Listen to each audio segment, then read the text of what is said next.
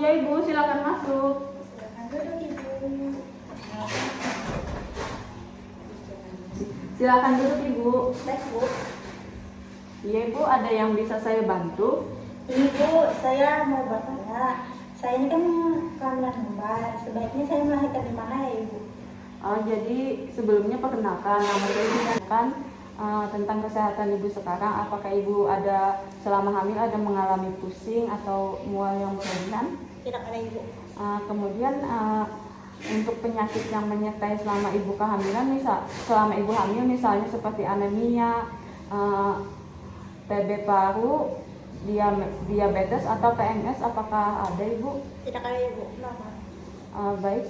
Kemudian komplikasi hamil, apakah untuk sekarang kan komplikasi hamilnya gemeli ya Ibu, atau bayi kembar.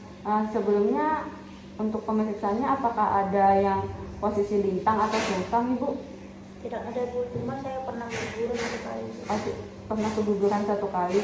Kemudian untuk status Ibu dengan suami, apakah baik-baik saja Ibu? Baik Bu.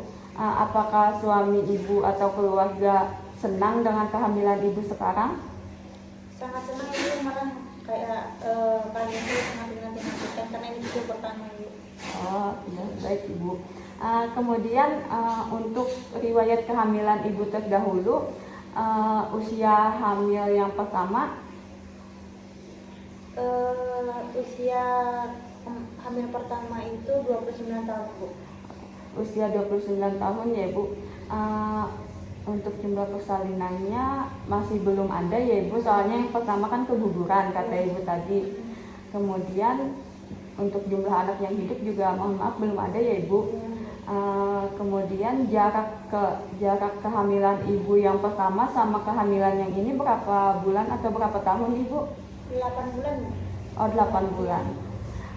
Kemudian untuk penyulit kehamilan misalnya, apakah selama hamil yang pertama Ibu pernah mengalami hipertensi, perdarahan, kehamilan sungsang atau kehamilan ganda? Tidak ada Ibu. Tidak ada. Masalah keguguran kemarin. Iya, cuma masalah keguguran kemarin aja ya. Iya. Kemudian penyakit yang menyertai Ibu selama kehamilan pertama kemarin, apakah ada misalnya seperti ginjal kronik, thalassemia, gangguan hati atau yang lainnya? Tidak ada Ibu. Ya, berarti tidak ada juga ya Ibu. Untuk klasifikasi resiko kehamilan dengan masalah khusus itu seperti misalnya di dalam keluarga ada masalah, kemudian psikososial, kemudian KDRT, juga kebutuhan finansial.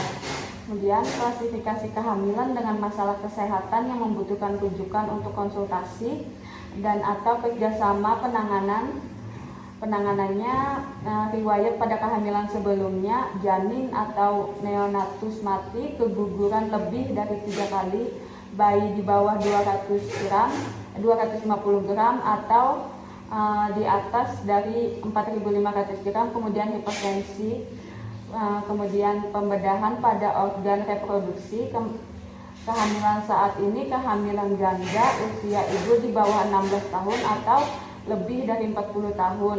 Kemudian ada riwayat hipertensi, penyakit jantung, penyakit ginjal, diabetes, malaria, HIV, sifilis, TBC, anemia berat, drug atau alkohol, abus.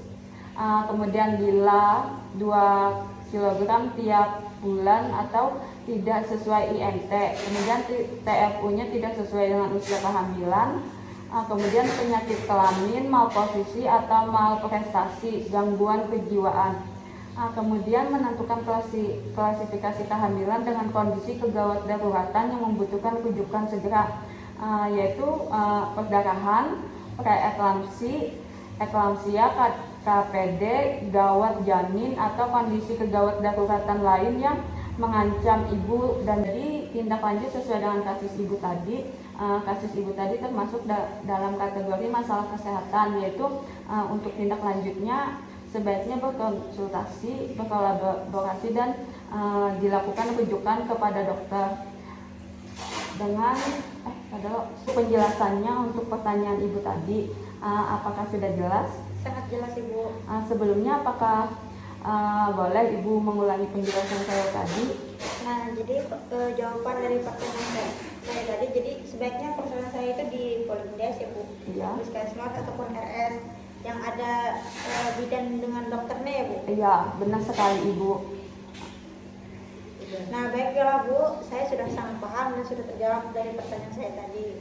Sangat membantu, terima kasih banyak Ibu. Iya, terima kasih Bu untuk kunjungannya. Semoga bayi dan ibunya sehat terus ya Ibu. Iya Bu, terima kasih banyak Ibu, amin. Baik Ibu, sebelumnya perkenalkan nama saya Bidan Rina, bidan yang jaga di klinik hari ini. Jadi untuk pertanyaan Ibu tadi tentang kehamilan Ibu yang kembar ini, sebaiknya melakukan persalinan di mana? Iya Bu. Sebelumnya saya jelaskan. Baik Ibu, sebelumnya saya akan melakukan pengkajian resiko, yaitu upaya pencegahan proaktif sejak awal kehamilan, selama kehamilan, sampai menjelang persalinan yang akan dilakukan bersama-sama oleh tenaga medis kesehatan, bidan di desa, dengan ibu hamil, suami, keluarga, serta masyarakat.